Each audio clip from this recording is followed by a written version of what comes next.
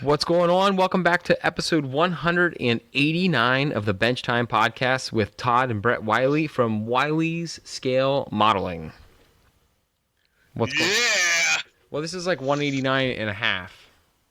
At least. Yeah.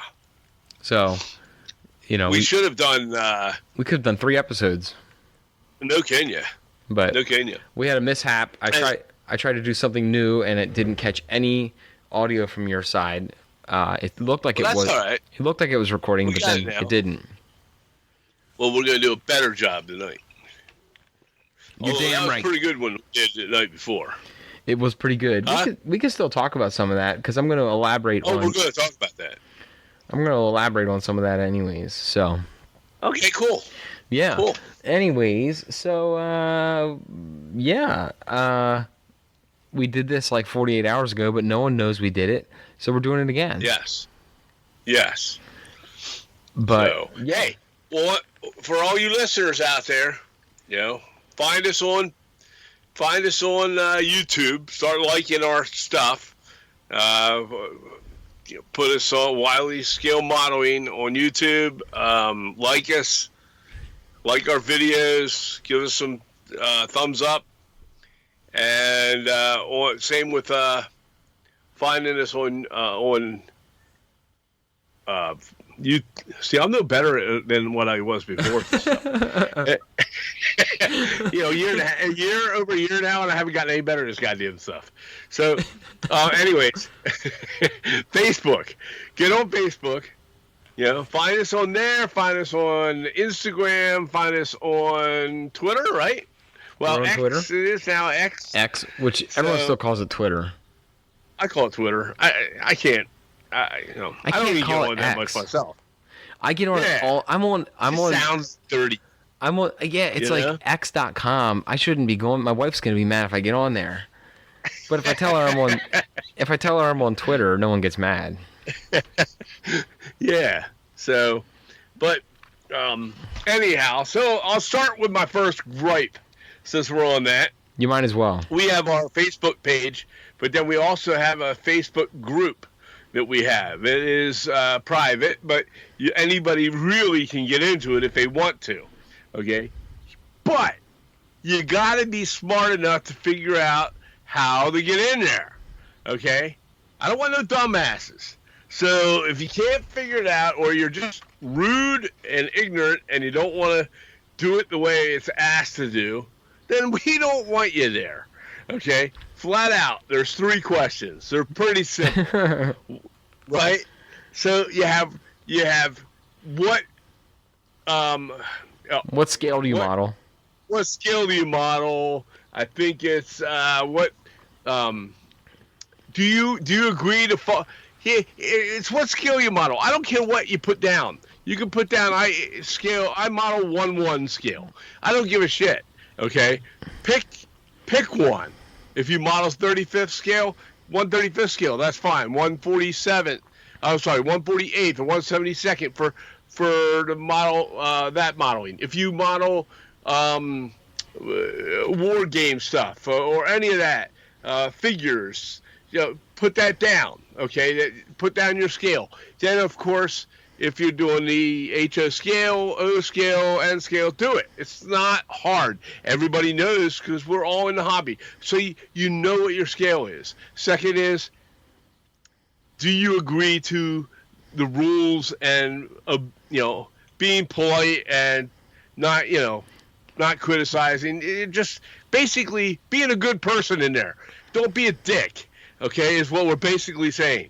Okay, if you agree to that, just say yes. Yes, once aboard, yes. And if you don't, then say no, and I'll just bump you out, right? That'll make it quick and easy for me. You'll also get... third... Go ahead. The third? No, go. No, the third? And the third thing is, what do you like to model? So if you like military, you like wargaming, you like... HO scale model railroading, or whatever you're into modeling, planes, I don't care. Barbies? You want to model nude bus, whatever. I don't care what you model. You know what we need to get? We need to get someone in there who chisels granite. Yeah. Like I don't statues. care. Whatever you want to do. If you do dioramas, that's great. If you do, structure building, you'll get that a lot, down there. So, put it down there. It's 3 simple questions. It wouldn't take you any more than 3 words to type it. If you're too goddamn lazy to do that, then I'm going to bump you. And if you're missing one of the 3, I bump you. And if you don't put any down, I bump you. It's that simple, I'm not trying to be a jerk. We're not trying to be jerks. We've always had a good room in there, a good group. I don't think we've ever had to kick anybody out, have we? No. Maybe I think posting spam and crap. I think we had someone join and they were posting business listen, and not even business posts like Ron Claes or those guys post with their kits. That's cool. If Ron's putting out a new kit or Jason's putting out a new kit, I don't care if they post it in there. Yeah. But we had 1 or 2 times where there was someone getting in there and they looked like they built model railroading and they ended up getting on there and posting their wife's cricket sales and they're creating something. I don't want to see that. Don't put your don't get on there and post your Etsy kitchen live laugh love signs on there. But or your pyramid scheme links. But if you are a maker out there and you're selling whatever 3D printed stuff or whatever, as long as you're doing it tactfully and you're not spamming us, there's probably if you're not putting up something every day or every other day, something like that, then we're gonna have a gripe. No, but Bernard Helen was doing those mini prints of all the guys. Dan and Dave and all those guys got mini prints of themselves. I don't care if you post that kind of stuff and you're selling something like that, because guess what? There's probably someone in the group that wants to buy something. Right, and if let's say there's a new paint out on the market, okay? Because I could use some new paints, and you don't have enough, I don't have enough paints, so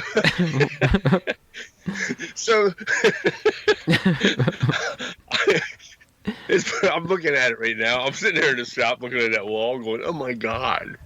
But anyhow, so let's say you're putting up, it's a new paints or some kind of new tool, okay, or something that worked for you. And it's an ad for it, whatever. It may not even be yours, but you want to share it. That's fine. I don't care. Let's say you make paints or you make a special new glue or something like that. Your company sells a glue or whatever. I don't care. Put it up there. It's about us. It's about everybody working together to learn something, okay? Put your models up there for sure. Do it. Put whatever you want up. And I don't have any issues with that. Put whatever you want as far as modeling goes up there. That's important. Yeah. And that's what it's about, right? So now, if you get on there and you're some foreign company guy and you I don't even care about foreign companies, to be honest with you, but let's say you really don't be posting your Temu. Really don't be posting your links to Temu.com. Yeah, don't be doing that. And if you're like some, well, how do I need to word this? You're some company that sells some kind of cheap freaking static grass or something, and nobody really ever heard of it, and you just keep popping it up every day or a couple times a day. yeah, you're going to be banned. Yeah. Because it's we all know it's kind of cheesy and fake. And I'm probably going to get I'm probably going to get my credit card stolen if I buy it. Right. Exactly. So anyways, my main gripe here tonight is take the time. Just take the time to fill out the 3 simple damn questions. It lets us know, hey, I'm a real human being. And I have thought process, and I can put it into words. And yes, so when I come to your page, I'm not some turd putting stuff in there or or trying to start trouble, right. Or you're just or a bot for that matter, mainly that. What? So, a bot. Oh, a bot, yeah. You get those bots, and if they don't put anything in there, and it ends up being a bot. They don't even come to the site to do it. It electronically does it on its own. They put up something that goes to all their pages. Yeah. So, or all their groups that they they belong to. Yeah. So, yeah. So, like I said, that's one of my gripes tonight. Wow. We came right out of the gates with one of them. Everybody's bitching because Todd didn't get a gripe last week. So actually, no. I don't know if everyone was bitching about that. Oh. I had a couple people. Well, I had a couple people complain about the profanity. I think I got a little carried away sometimes on the first episode back. So about profanity? Yeah, but it's okay. What did they say? Well, it's just that we were. Tell me that. What? Fuck that. Well, yeah, we got a couple comments on it, but my thing is, I re-listened to it, and maybe I did a little. I mean, it was a little excessive. So sure me, because I kind of said something too. Yeah, I just said it's okay, but I'm not worried about it. I'm not either. We're also the only explicit model railroad podcast. Yeah, but right. I mean, we've had that. Apologies before. I'm not starting that crap. We've had the explicit tag. For a couple years. Huh? We've had the explicit tag for since 2017. Yeah. Not that we go out when we set the. Wait to it, but I'm going to be me. So yeah. And if people don't be here. But whatever. Yeah. I'm not making excuses for that. Tough shit. Anyways, yeah. Let's go on. Let's move on. Hey, I got a lot of cool stuff that I want to talk about too. I do. So I do. Yeah. Even some other cool stuff since we since we recorded the first episode 189. Oh, okay. Yeah. You know, since Thursday night, I've had a couple other cool things happen. Oh yeah. Yeah. Well, let's start with what's going on your bench. What's going on my bench? Well, I finished the RIP or RIP track shed, which we talked about Thursday night, but we're going to talk about again. So it's going to be some deja vu for you and I. But the RIP track shed, I ended up weathering heavily, like I do. And I haven't weathered a building quite as heavily as I did as this one in a while. So it felt good to just like let it open, let it just rip that bandage off and just weather the hell out of one building. But I loved it. But like we talked about, like a shed is okay to weather heavy, a track shed. Yeah. And it. Yeah. And I put it in the overtime at the bench group a couple times where I was like, I don't know, I don't think I'm gonna name this one. Should I name it? Should I not? And a couple people commented that they were like, it's better sometimes to not. You don't have to name every structure. Like. Right. Sometimes it's okay to just build a shed or build a shack or build a building that doesn't have a theme or a name to it. Right. Because if you go ahead. I was going to say, because every city's just got buildings that don't have a sign or aren't commercialized. It's just a shed. Right. So this one is just a shed. It's an unnamed shed. Yeah. Yeah. So I weathered the hell out of it. And I like that. I mean, it's nice to have some buildings. You go into a town, not every building, even some business buildings, don't have a damn name on them. Right. You know, and that's fine. You know, I think that's great, especially with an industrial building like a track shed or something like that. I mean, why would it have to have a name? No, it doesn't. You know? People down along the railroad tracks back in the 40s and 50s or whatever we're modeling now, we haven't really decided that, but we've changed that from mid 30s. Well, I do think through the World War II, and now we've gone from the 40s, 1940 through 1950. I don't want to go any more. 1950s. I don't want to go any more modern than the 50s, though. No. But I think it's nice to go 40s and 50s. Yeah. And it gives us a good mix. Well, and it also, now that we're going to have a bigger layout, it also allows us to buy more locomotives that aren't as expensive as the steam, like the big boy steam engines, because those things are expensive. They still had big boy steam engines there, too. I'm not saying they didn't. And we could still have one. Right. But we can buy some diesels, which are significantly more cost effective. Oh, absolutely. Like Absolutely. we can buy a nice older diesel engine Yeah. at a fraction of the cost of a big boy steam engine. Oh, yeah, sure. The big boy steam engines, as cool as the big boy engines look, they are way more expensive. Right, and you throw DCC and sound into that, a good sound. You're going to drop $600 or more on an engine. Yeah, it's gonna cost you, and that's fine. I mean, that's a lot of guys I would still love like to have a badass steam engine. About trains. Yeah, it's not that we don't care about trains. It's just we know that everyone knows. Before I think, I know. I know that, but I want to explain. Okay. Before we sink a lot of money into an expensive train for us, we think we can get a decent looking train that's of average cost, okay, with DCC and sound, not necessarily the top of the line sound. Ready to roll one. Okay. Right, ready to go, and runs well, okay.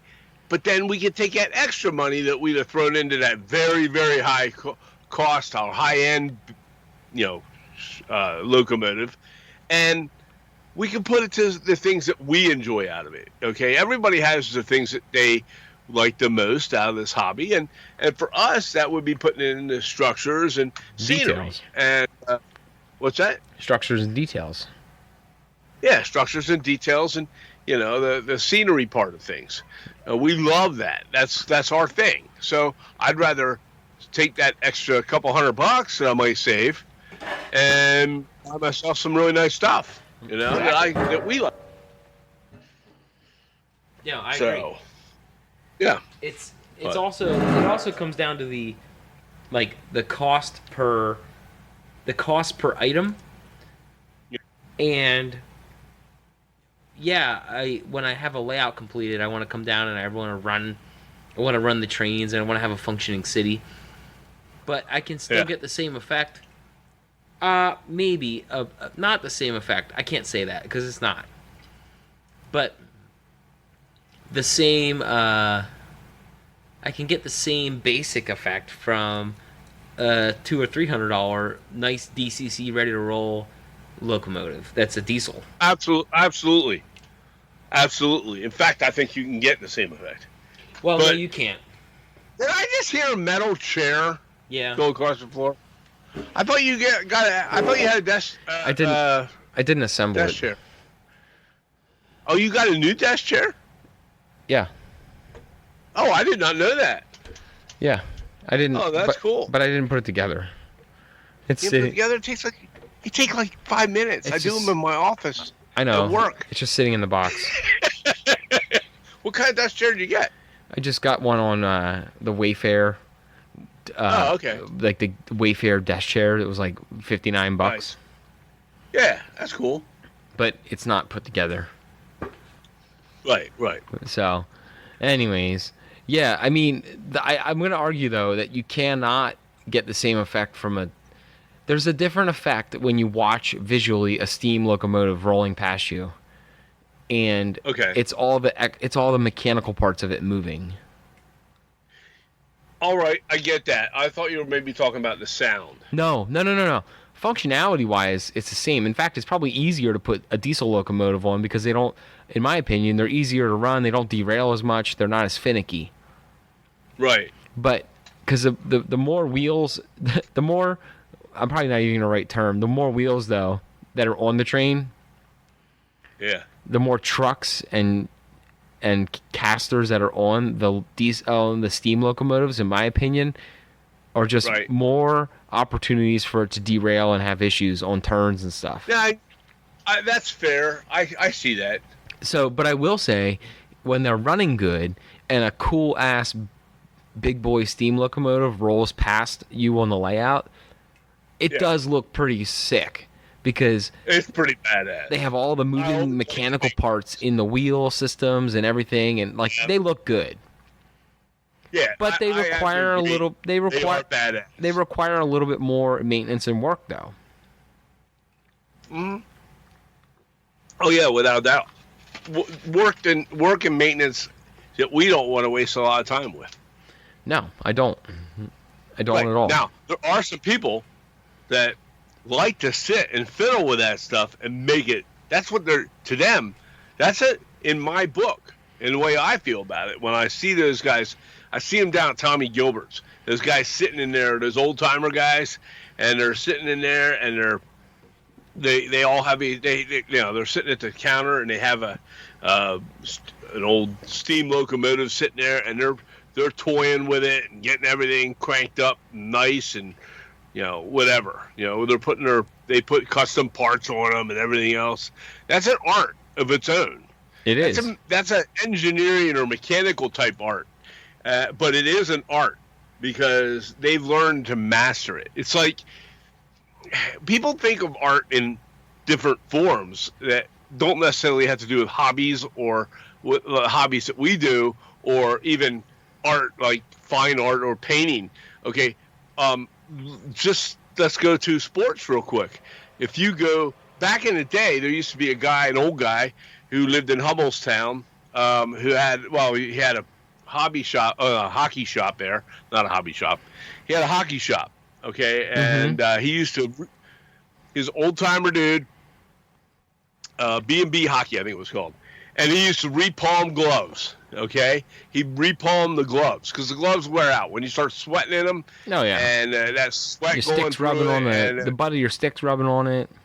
Right, you're holding the stick in your hand, and then eventually it rubs through that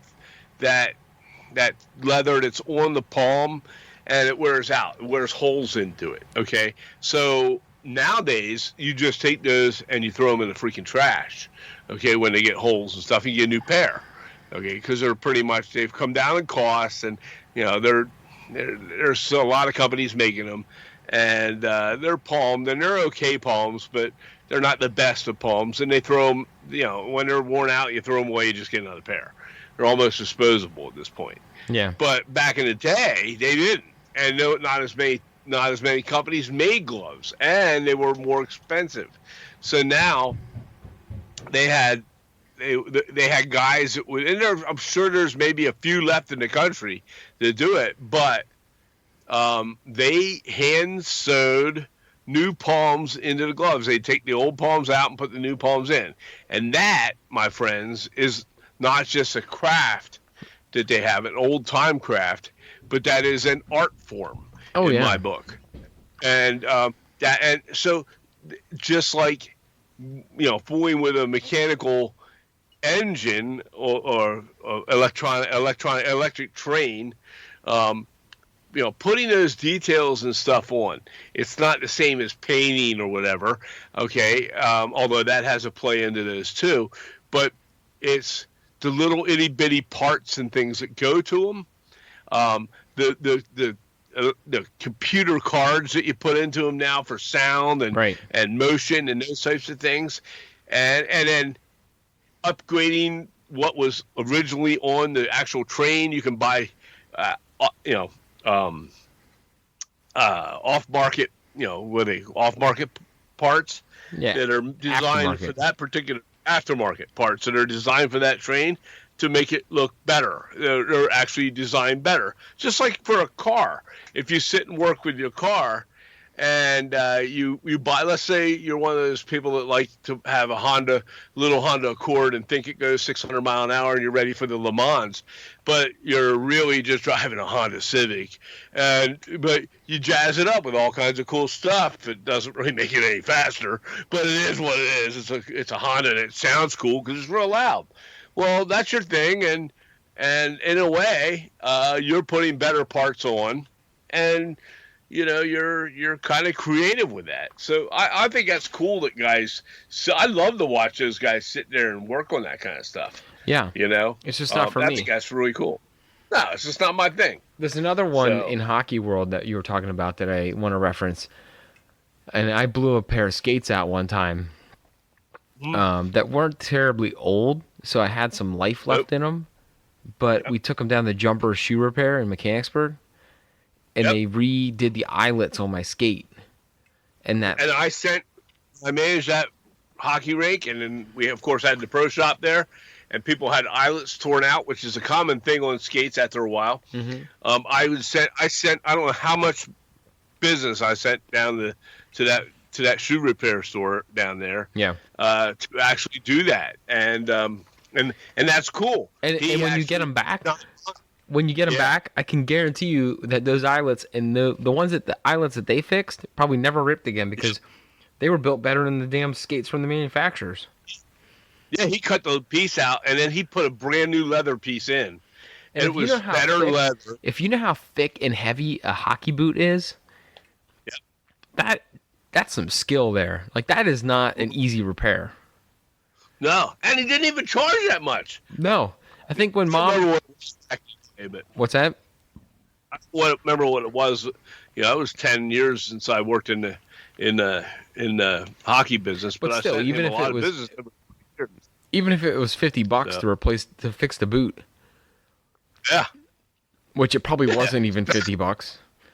No, it wasn't. It wasn't even 25. I don't think. But for them, it wasn't much. But even so, I'm just saying, even if it was $45 or $50 to fix that hockey boot, yeah, it was a hell of a lot better than buying a $400 pair of skates.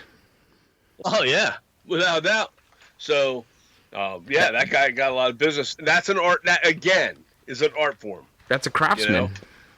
It's a craftsmanship, and it's something, and it's kind of cool because I think that. It's weird that we got on the subject. We weren't even planning this, but it's kind of cool. And I think that other modelers that we in whatever you model, I think that other modelers are like I hope that they are anyways. Like you and I, we can appreciate it more. You can appreciate the craftsmanship in things that aren't even model related. Right, you go, wow, I'm impressed that they do this and they put that kind of time into it, and it's quality. How many times I can't tell you how many times your mom goes to all those craft shows and stuff, right?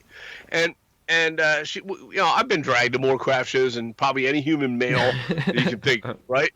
Craft shows, and she's into her seamstress stuff, and that's another form of art is being a seamstress and being able to work with sewing and basically being able to create anything with cloth and string and whatever, right, materials. Yeah. But I've been to many craft shows, and so I imagine you have as well. No. And I know you when. Well, we probably took to you some when you were young. Oh yeah. But but. I go there now, and I probably spend more time. I don't buy anything, but that's not true. I bought a couple little things, but for the most part, I am fascinated. I'll sit there and I'll be fascinated watching somebody actually work on something or seeing what they made and going, wow, what a time-consuming process, and they love and they're passionate about what they do. And it's not modeling, but it's something you can appreciate because you don't have to be a genius to sit there and look at it and go, wow, they use this product, that might have been hard to work with, that kind of thing. And say, that's pretty, I'm impressed, right? Yeah. So I love that kind of stuff. It's weird. Now I'm still not crazy about going to craft shows. To me, it's a big waste of time. For me, I'm not into that. But for if you I it had is. to go, but that's their model railroading. Right, that's your mom's thing. She likes to go to craft shows. So I drag her to stuff where I used to drag her to model shows and train shows and stuff like that. And you were with us, a couple of them, and yep. She looks like she's bored to tears, right? But she goes. So I do the. You know what we didn't talk about? I'm going to make a complete U-turn on this. Okay. Mom built those metal models. Oh yeah. While we were off. Well, that's been since we were on here. That was this past summer. Yeah. Yeah. I was impressed with that. They were the Star Wars metal models. She did a C-3PO, an R2-D2. Sometime I'll have to get some photos and put them up of what she did. because she never posted them on Facebook. She doesn't think they turned. I don't know if she doesn't think they turned out well or not. They were awesome looking. I thought she did a great job. She did. You know how hard that was? You know how hard it is to do this? I want to know. I went to White Rose. I went down to White Rose when she bought one of them, right? And she was buying an extra one. I don't know what it was, the Millennium Falcon or something like that. She did a Millennium Falcon. She did C-3PO. She had R2-D2, I think. She had a couple of them. She's not even a Star Wars freak, you know? She's not even a Star Wars freak. But, you know, she saw the movies, but she's not like, it's not like your mom sits there in front of the TV and watches sci-fi and stuff like that. Yeah. She just thought it was cool. And it was something to do. And unique.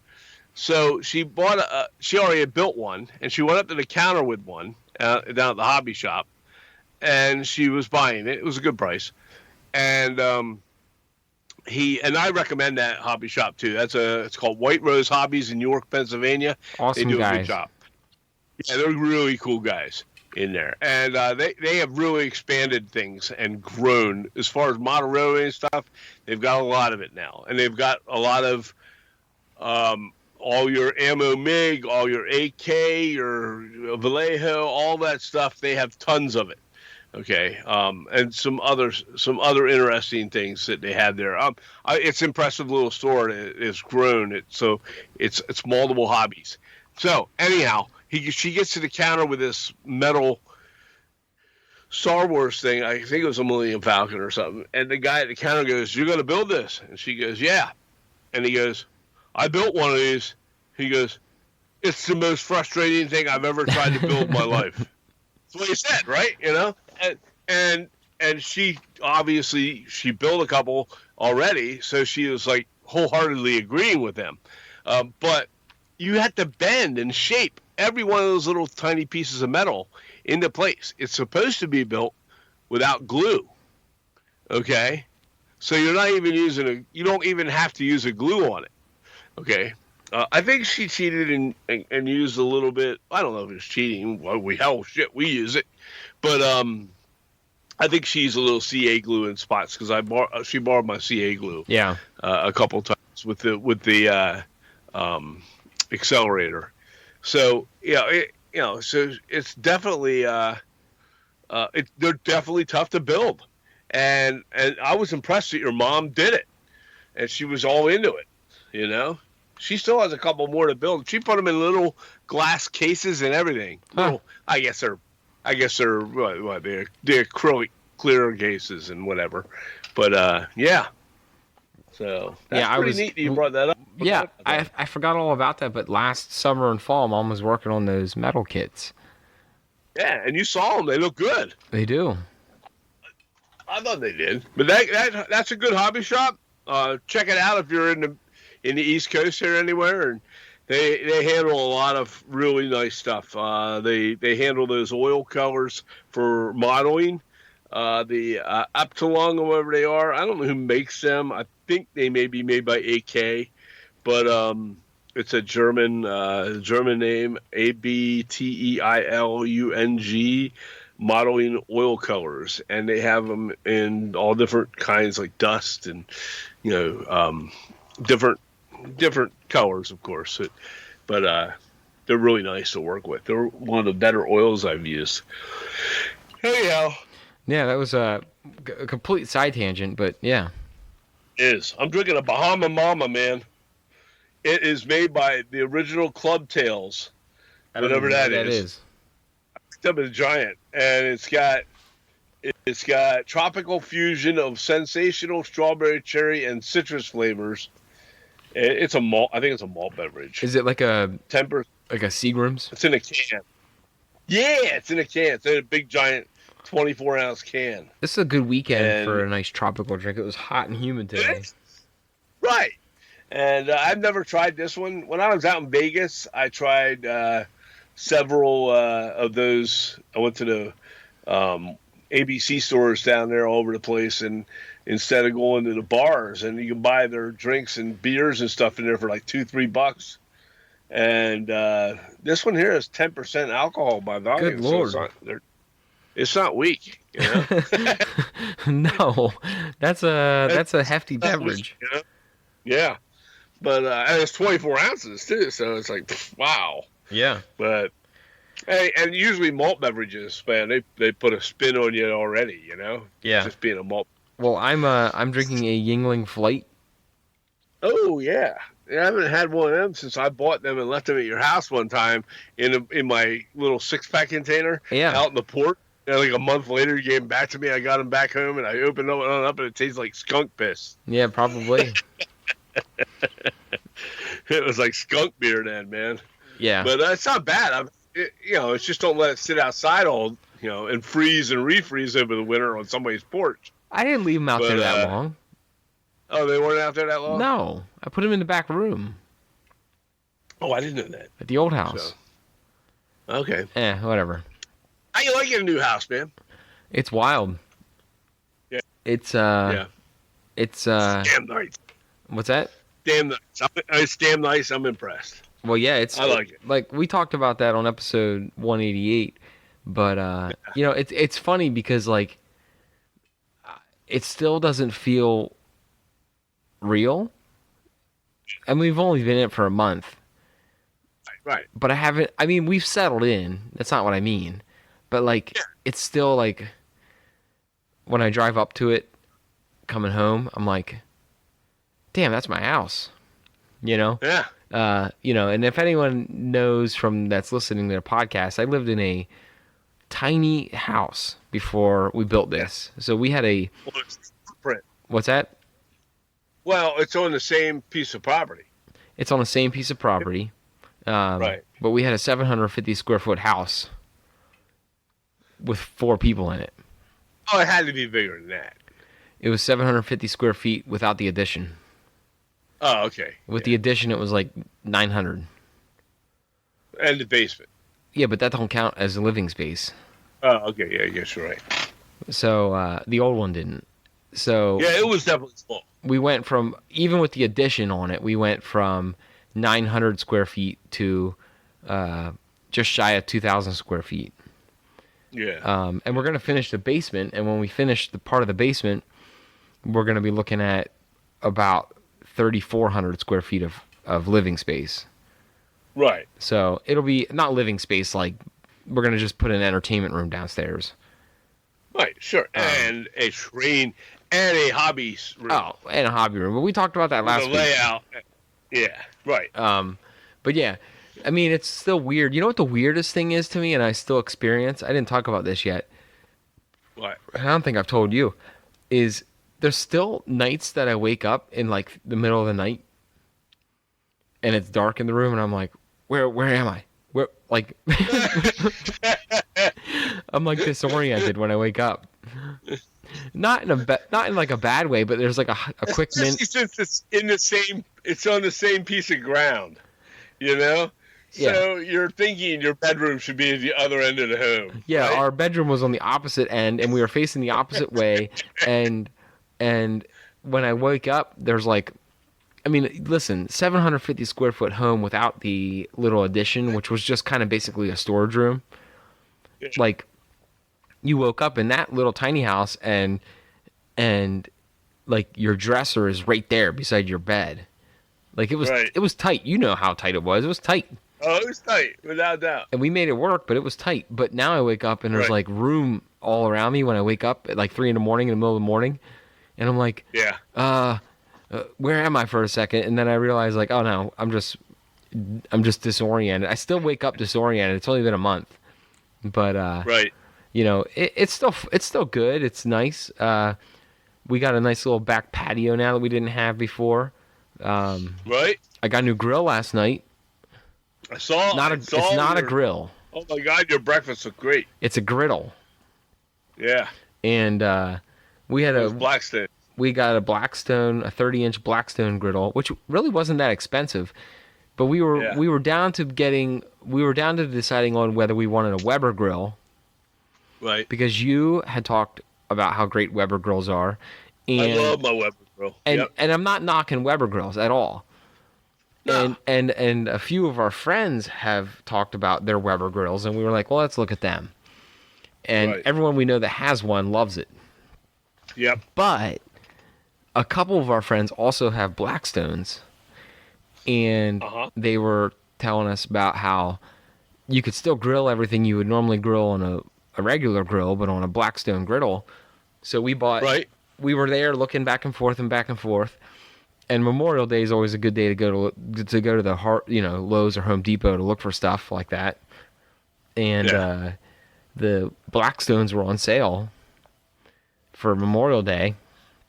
Right. And we just ended up deciding to get a Blackstone because I figured it'd be a lot cooler to have the variety of things that we could cook on a griddle versus a grill. True. And this morning, I sent you a picture, Dad. We cooked. It was great. It was great from the picture that you saw, and it was even better in person when I could taste it. So I didn't even eat it, and it was like I showed you. Well, she got it too, but I showed your mom, and I was like, "Oh my God, look at all the food!" It was like eggs and bacon and we did hash browns. It was all one grill, and on the griddle I did bacon, eggs, hash browns, corned beef hash, and toast, all on one griddle. Yep. And I think I cooked more food than we could eat. Right. But it's okay. We just refrigerated some of it. We'll just reheat it tomorrow morning for breakfast. But I mean, it's nice. It's nice to wrap up the new home thing. We've talked about it a couple times before. It's nice to have the space. There's still a billion boxes we got to unpack. Right. We have not unpacked most of our stuff still, and it's probably for the good. Because our strategy is, because we still have where the old garage door was to come into the basement, we have a French door now. So when we moved into the house, we just put everything in the basement. And we decided, rather than junk up our brand new upstairs, let's just put everything in the basement. And as we need stuff, we'll go down to the basement and get it and bring it up. But that strategy has proved nice because we've realized a lot of the stuff that we had that we put in the basement, we don't need anymore. So we're starting to offload and get rid of some stuff, which is good because we already got rid of a lot of stuff, but there's some more things we could probably get rid of that we just don't need. So we're kind of like doing the upstairs, we're kind of living like the minimalist lifestyle because we realized we just don't need all that shit in our house. Right. Yeah. So, that's how the new house is, to summarize it. Cool. It's pretty, it's beautiful, it's nice. What's on your bench? What's going on with your bench? And to wrap up, I finally have grass that I can mow. I mowed it. I know. I heard. So what's on my bench? Well, I got that. Well, not so much what's on your bench. What's happening with your bench? Because I know that you're now starting to organize and restructure your bench because it's all new to you. Well, you got me those paint racks. So I've reorganized my bench and put all them paint racks on there, which are awesome. Right. I got those are. I got a lot of corners from you. Yeah, Typhoon paint racks. I'll put a link up at some point. Yeah, there were some people in the overtime group looking for the links to those. Okay, Typhoon paint racks are good. So I'm not sure. I'll find it right now while we're talking. But the Typhoon paint racks are pretty good. They're not overly expensive. They're not super cheap. But the other one I really, really like, and I gave you, was it has the centerpiece and the left and right side that are like curved. Well, no, they're made by Vallejo. Oh, I'm sorry, Vallejo, yeah.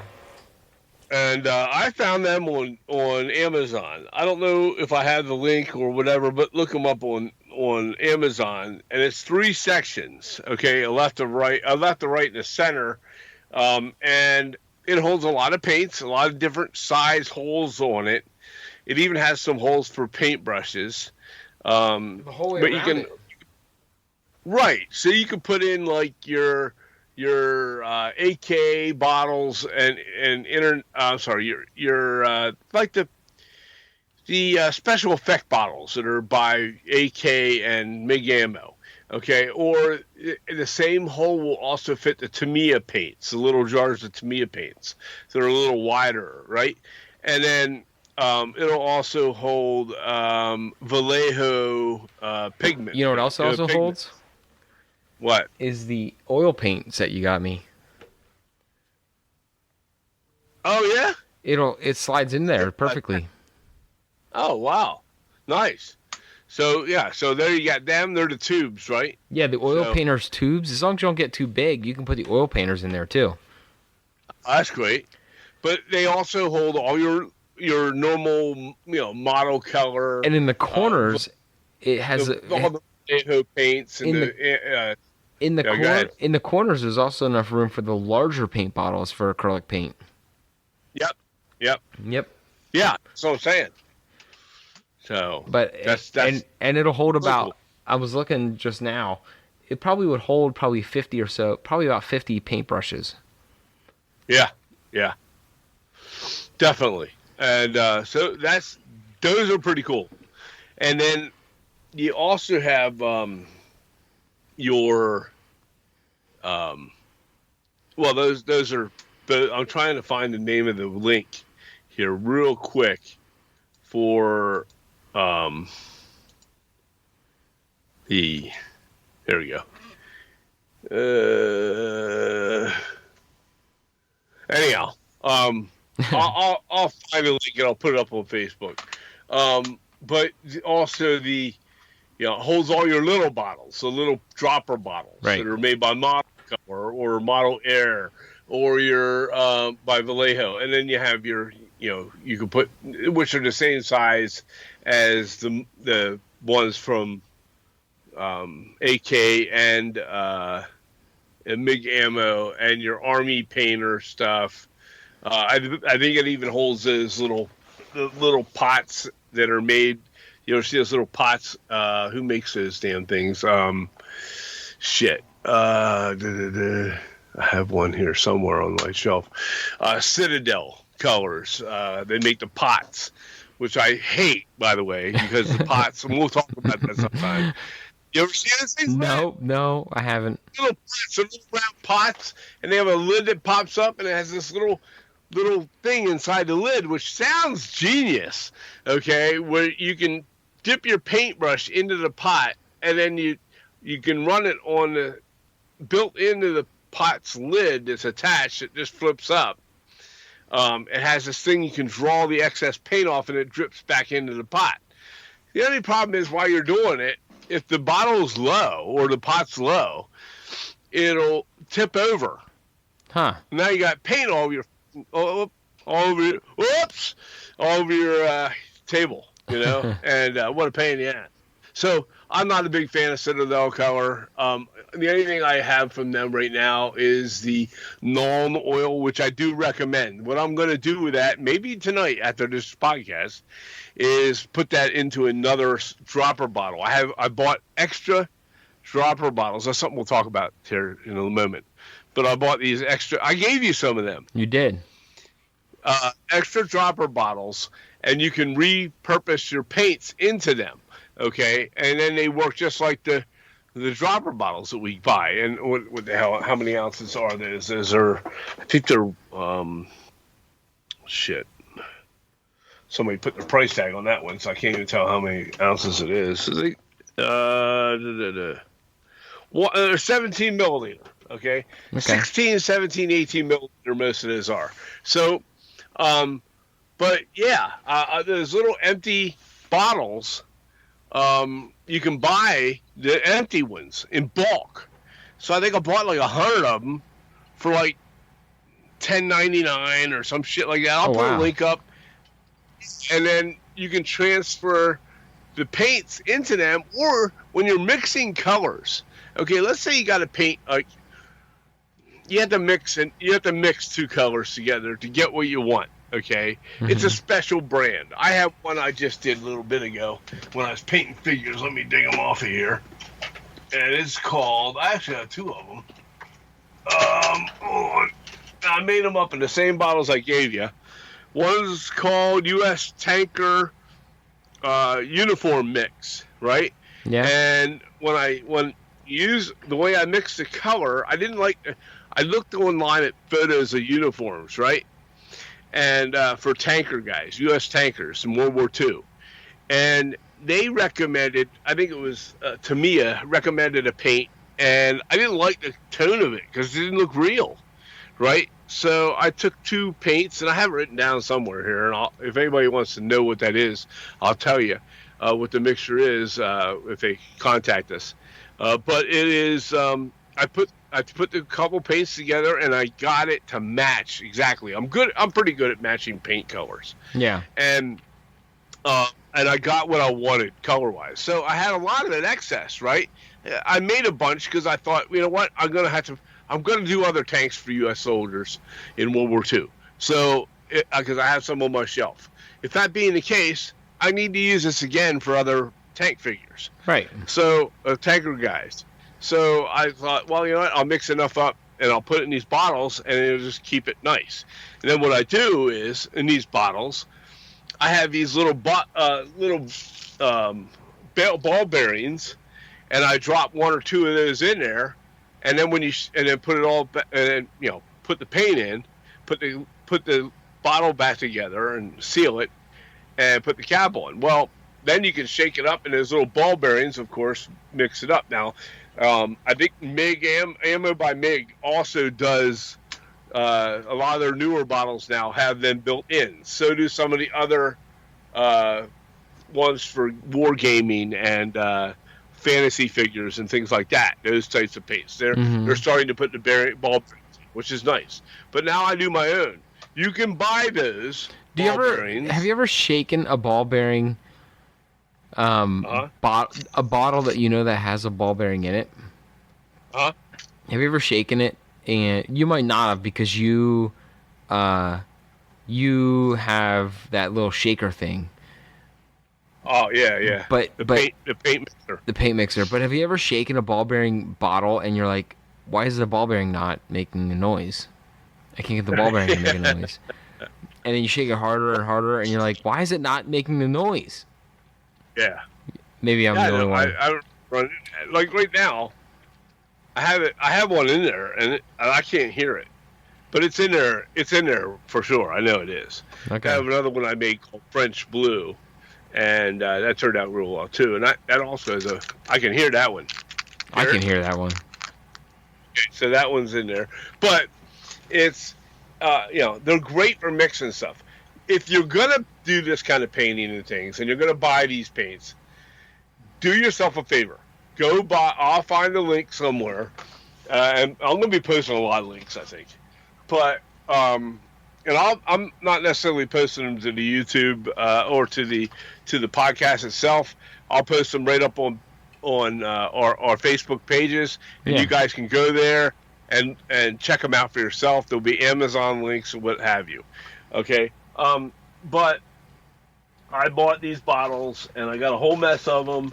And they operate just like the ones from Model Color, and like I said, I got do yourself a favor and buy some, because nothing sucks worse is when you're making paint or you pour a lot of extra paint into something and you mix it up or you add a color to it to hit a different shade, even gradually in your airbrush, in the cup of your airbrush, where you're mixing it, but you're like kind of made too much and you didn't really need that much because it atomizes and you really misjudged it, that kind of thing. Yeah.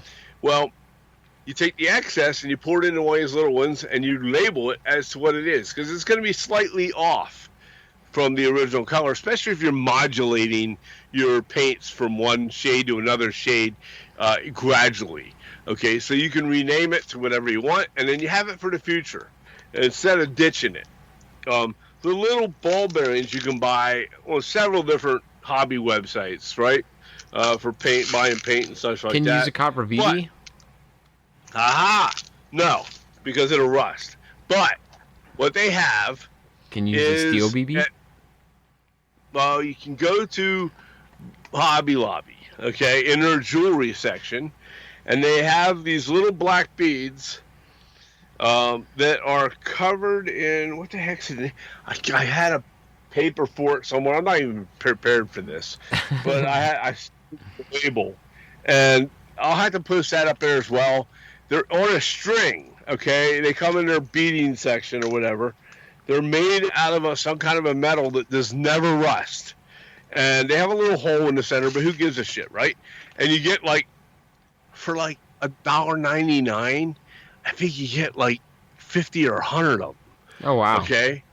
Yeah, and you get back home, you cut the string and dump them all into the container, and now I bet you there must be 200 balls in here, and some are the ones that you get from the craft store or from the hobby shops or from hobby websites, and then some are ones that came from the from Hobby Lobby, like I told you. Yeah. I'll find out the link for that. I'll put it up so that way anybody else that might want to try them. It's great. I've not had any rust or discolor or change the color of my paint in them in over a year. Wow. So I know that they work. I found them via watching a YouTube channel for somebody, and they expressly said that they liked them and they enjoyed them and they worked real well. And I tried it out, and I concur wholeheartedly that they do a good job. It works. So I think it's important to put them in, because nothing's worse.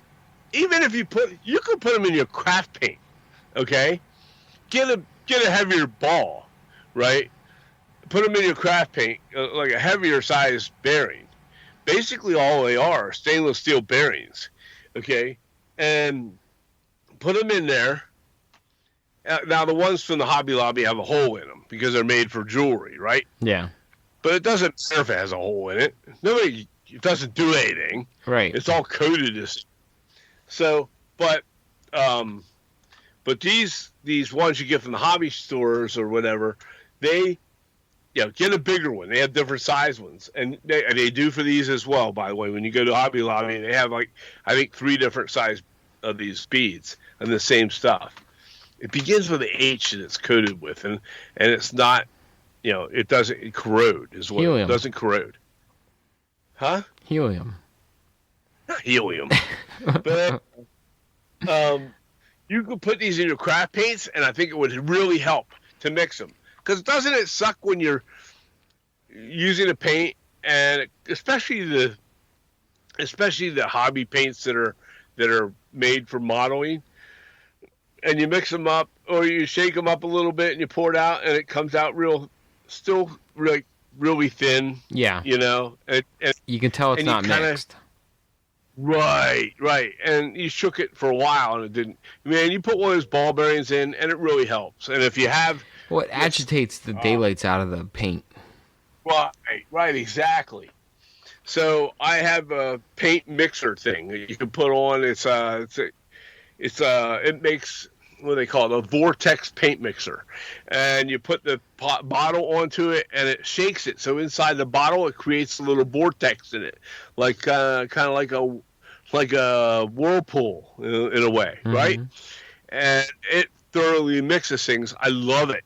I can put it on that thing for 40 seconds, and I know it's completely mixed, especially if it has a bearing in it. Those are great. There's many different kinds out there. I have one made by OmniLab. They are actually originally made for dental offices and medical offices, where they mix medicines and mix. I don't know what you work in the dental field. I don't know what they mix with in dental. Probably the epoxies and stuff like that. Yeah, epoxies and things like that. This one's made by OmniLab, ONILAB. I found it on Amazon. I think I paid $29 for it. Oh, wow. And it's an awesome price. For my opinion, it's an awesome price, and it works real good for me. I've heard of other people buying similar ones from Amazon. They didn't hold up. This one here particularly, I've been using it for a year, and I'm not having any issues with it at all. It works great every time I put it on, and I use it hard. So they're real nice. I mean, it beats the hell out of standing here shaking the hell out of a jar. That's what I do. I just hold it on. I just hold it on. It does it, and that's it. It's actually better for you ergonomically than actually shaking a jar all the time. I want that kind of workout, though. I need the workout. Okay, then do it. But I like.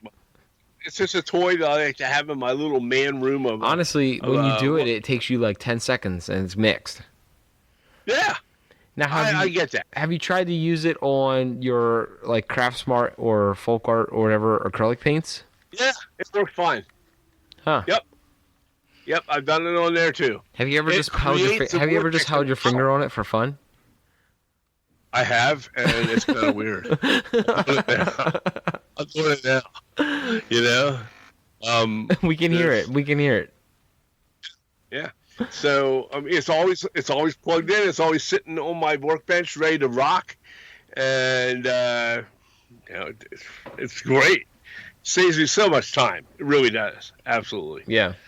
But anyhow, let's talk about cleaning paintbrushes. Okay. What do you want to talk about on that? Well, we talked about it on Thursday, but that episode's now in the black hole of episodes. But I can't remember when we went down what rabbit hole with that. We talked about that coffee cup I have, the coffee pot I have. Oh my God, your coffee cup is a horrendous thing. It's a Chernobyl accident. I'm not kidding you. It looks like a Chernobyl accident. There's shit growing in that thing. There is. You said stalagmites the other night, or stalactites the other night, but they're not. It's more like inside it. It's like barnacles from a boat. You ever see the movie? What was the movie with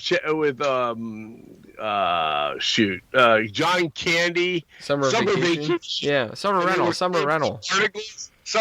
Yeah, Summer Rental. And they were scraping barnacles off of the side of the boat when they were getting ready for the regatta. Yeah. Well, that is your paint can, your coffee pot paintbrush washer. I'm proud of that. Oh my God, Brett. I'm proud of it. You're proud of it? Man, there's something not right because you put clean water in it, it's really not going to be clean. No, it is clean. And in fact, after we talked about the other night, I scrubbed the inside. I could not get the barnacles off. But the water's at least clear now. Well, that's a good thing.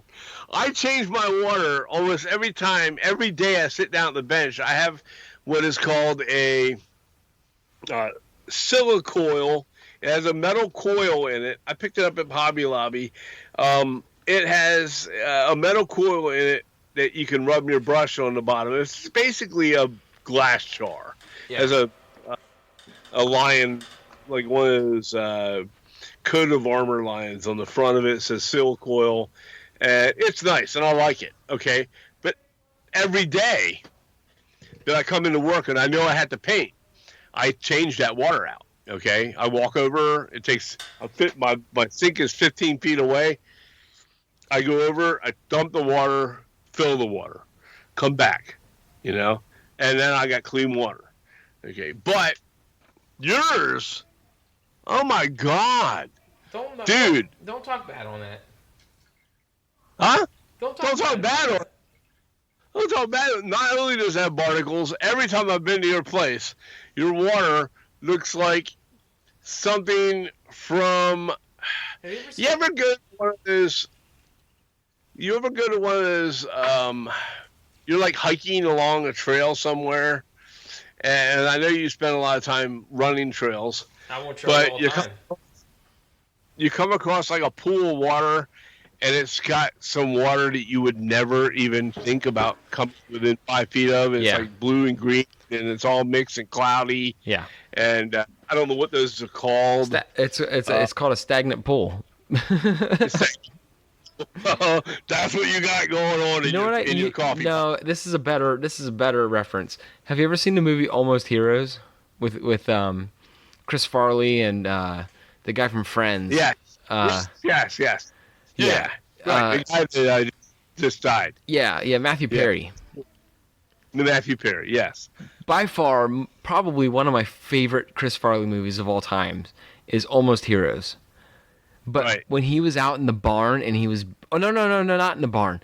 When he took a bath at the barbershop slash dentist slash bath place, and he got out. He got out of the tub, and the water had like flies and stuff, and it was like bubbling. That's what that pot reminds me of. It's pretty bad, man.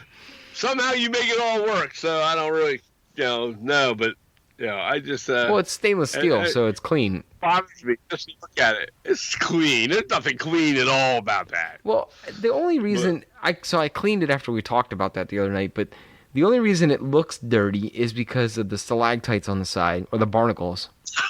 No, the only reason it looks dirty is because you've used it for 6 weeks. And the rim. Any different paints. And the rim is also got covered in paint, but I can't scrape that off. But that doesn't affect the cleanliness of the water, the paint on the rim. No, I guess. No, it doesn't. It's dried paint. Right. I know. I get it. I understand that. It just bothers. You know how I am. It just bothers. It's the only dirty thing in my whole workshop now. I got the cleanest damn... You have a palette that you had a palette that was like... I still have it. Don't make fun of that palette. 6,000 different shades of paint on it. Listen, that palette can hear you talking about it right now. It's getting emotional. That palette is a damn fine palette. Don't talk bad about that palette. Listen, and I said, what's sad about that palette is I have a whole pack of brand new palettes that I refuse to open. I know. I got a dozen of them in a bag I bought in bulk, and I refuse to open. And this palette is so worn that sometimes I use like a razor blade to scrape the old paint out of the wells. Right. And it's so worn that some of the wells in the palette have holes in the bottom of it. But that palette still got life in it because like. How many holes are in it? 1, 2, 3, 4, 5, 6, 7, 8, 9, 10 wells and a middle well. And probably 7 of them still I could put paint in them. Because there's no holes in those. But that's a good palette, man. I'm not getting rid of that palette yet. I get it, and that's fine. I mean, I've seen a lot of... You're not the only one. I've seen many painters or many modelers that had palettes that look... if not, maybe not quite as bad, but as pretty damn close, or nearly identical. Well, the other thing to what you have. The other thing is, it's just not me. Your dad. You know how I am. Everything's got to be. But it doesn't affect the quality of my work. I understand that, and that's for a lot of people. So a lot of modelers out there and people that listen to us. I know for a fact. They thrive in that shit, right? That's their thing. Okay, and I'm all about that. Whatever works for you, works for you. Okay, to me, I how. So for me though, everything's got to be right. This is the cleanest my shop has ever been. Oh yeah, and I will keep it clean now because I have a whole different outlook on my workshop now. But for me. It's super clean. I have clean everything now because it's all brand new. It's not even. It's a month old. Everything's a month old. Right. But for me, to worry about what my palette and my paintbrush cleaning vessel looks like, my coffee pot. Dude, you freaking brought it up. No. I know. I'm just saying. But in my mentality, like dried paint on a palette that I can scrape off. Or a coffee pot that I clean my brushes in where the water's clean, but it doesn't look clean because the rest of the coffee pot looks like it went through a black hole, or I don't even know. It went through things. It's seen some things. So to me though, that those two things don't affect my ability to create what I create. You know what I mean? Right. I get that. But also at the same time, I did just flip my cutting mat over to a brand new side. So nice. I had that pink cutting mat forever. Yep. And now on the opposite side was a blue one, and for like 5 years I had it on the pink side and it was destroyed.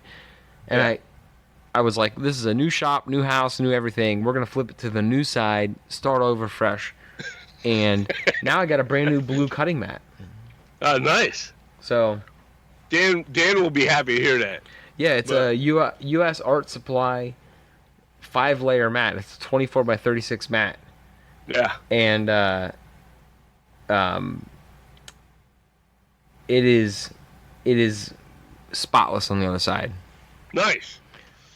I think that's actually from Scott Horgan. Oh, okay. I didn't know who it was. Yeah.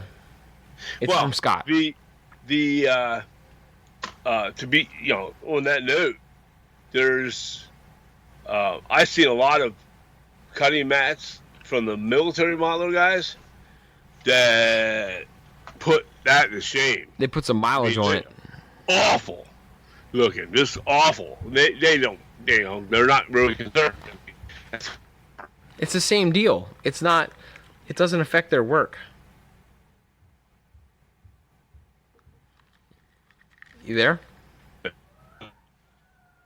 Yo, you there? Yo. Can you hear me? Yeah. Hello? Yo, I'm there. Yeah, can you hear me? Yeah. Did we lose it? No, we're here. We're here. Yo, can you hear me? Hey. What the hell? Please stand by for some technical difficulties.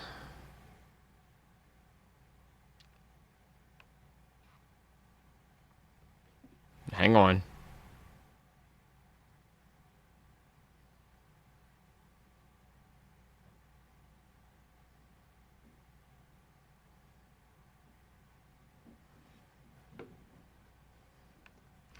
Well, this is interesting.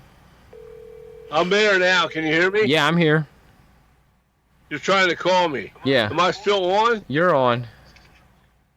Okay, sorry. I don't know what happened. Something with my computer here, and it must have reset or something. It said reconnecting, and it never reconnected. So. Well, now you're connected. I don't know what happened. If I get a blip or some. I was worried because I went to swat a fly with my baseball hat that was flying around my damn. It's still flying around my damn leg, and I thought I swatted something and knocked something off.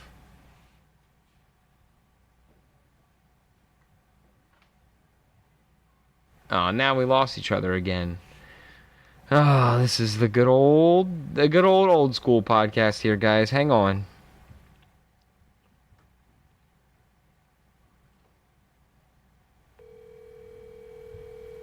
I'm just gonna call him and see what's going on.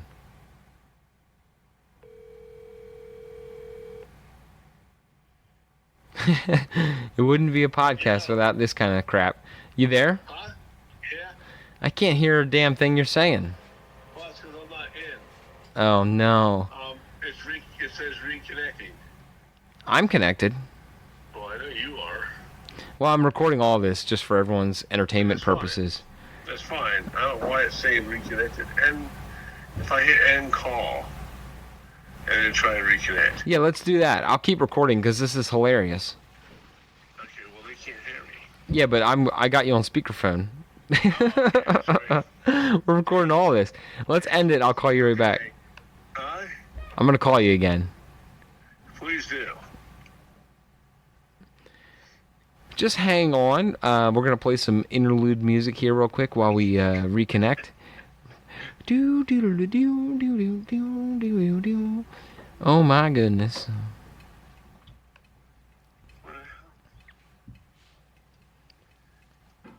This is going down as a classic, I'm sure. I can't see anything, man. Have you tried to call me? Do you have your glasses on? I did have my glasses on. What the hell does that mean? Well, you said you couldn't see anything. Well, no, I mean, I got all kinds of goofy stuff on my screen. This is... it's frustrating here. Hold on.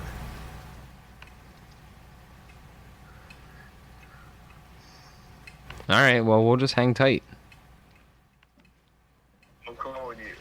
Well, I had to I closed it real quick because I thought it was my side. Okay. And it says no answer. Well, because I'm rebooting this. Oh. I panicked and thought it was me, and now I'm rebooting. Is it still recording you? Oh, we're recording everything. I got you on speakerphone. We don't miss a beat on this show, Dad. We don't miss a beat. Oh, I don't know. You're the techno weenie. The techno weenie. The techno weenie. All right. Technical weenie. All right. I'm in there. I just don't know. This is the goofiest, stupid thing. Yay, Skype. No, I had to go cheap. And on a computer for my workshop and went with a Google Chrome. That was smart. Yeah, I know. And your mom's got the really nice computer. Well, hang on here. I wonder if I can do this with my tablet. You know I got a new tablet. I did hear that. Oh, who told you that? You. Oh, I didn't tell you. I didn't really tell anybody. I just got it the other day. Oh, Yesterday. I thought you were telling me you were looking at one. No, I was, but I got one. Anyhow, I wonder if I could do Skype on the tablet sometime. I don't know.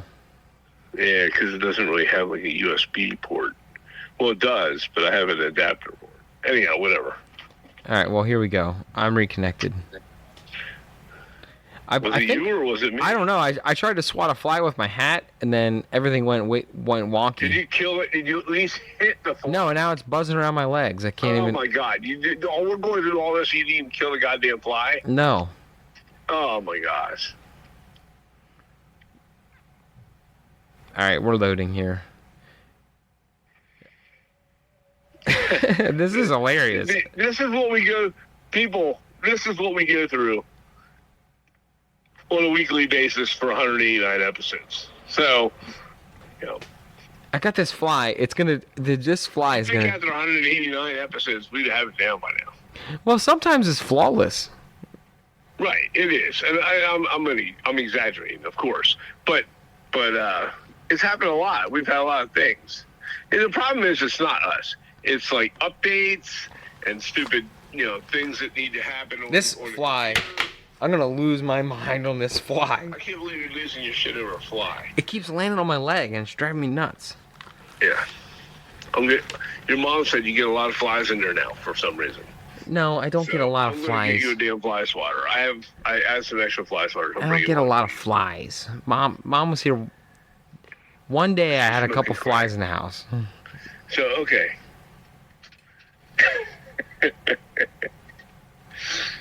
Well, nothing will load. Maybe we just... You in yet?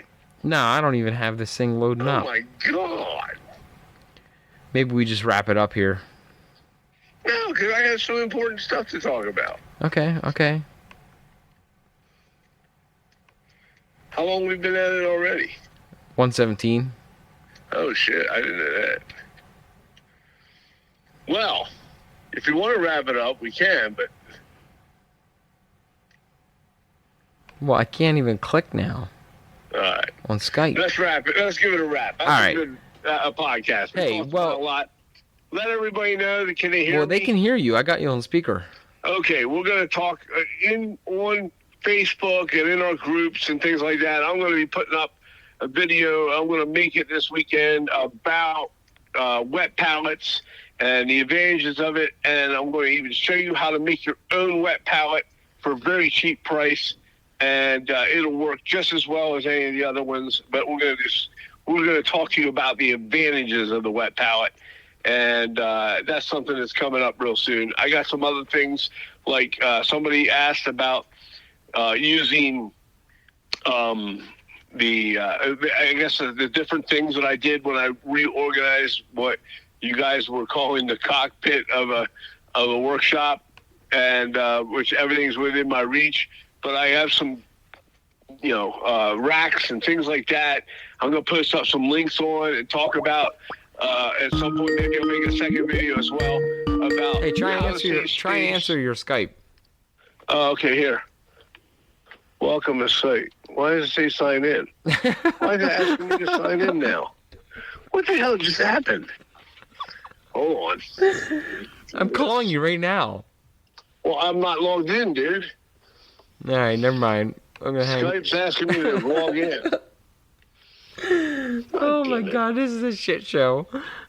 It is. Hey, whatever made you guys subscribe to us, thank you. Because this is This is not what you subscribe for. Yeah.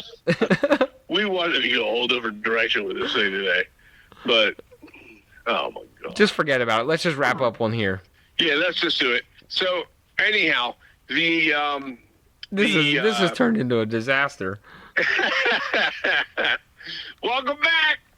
So anyhow, I'm going to talk about the things that I use to organize my workbench and some ways to save money and buy product that's going to help you model and that type of thing. I'm going to show you some of those things that I did and what I did to make mine to fit my needs. Now everybody's going to have a different way of doing things, but these are things that I'm doing, and I think it's at least good to share it so everybody's got some, gets new ideas. That's how I got my ideas. Right. So that's what I'll be working with, and look forward to that stuff soon. Also have some pictures that I'll be posting up of the French cafe that I'm building, and I've made some progress since the last time I've done that.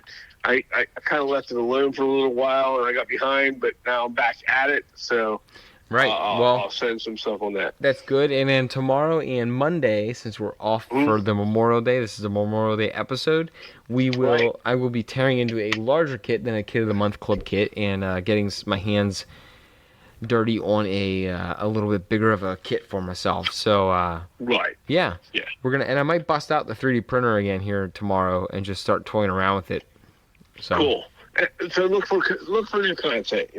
Yeah. It's coming. We keep saying it, but it is actually coming. We're doing it now. Now where we can do it. Yeah.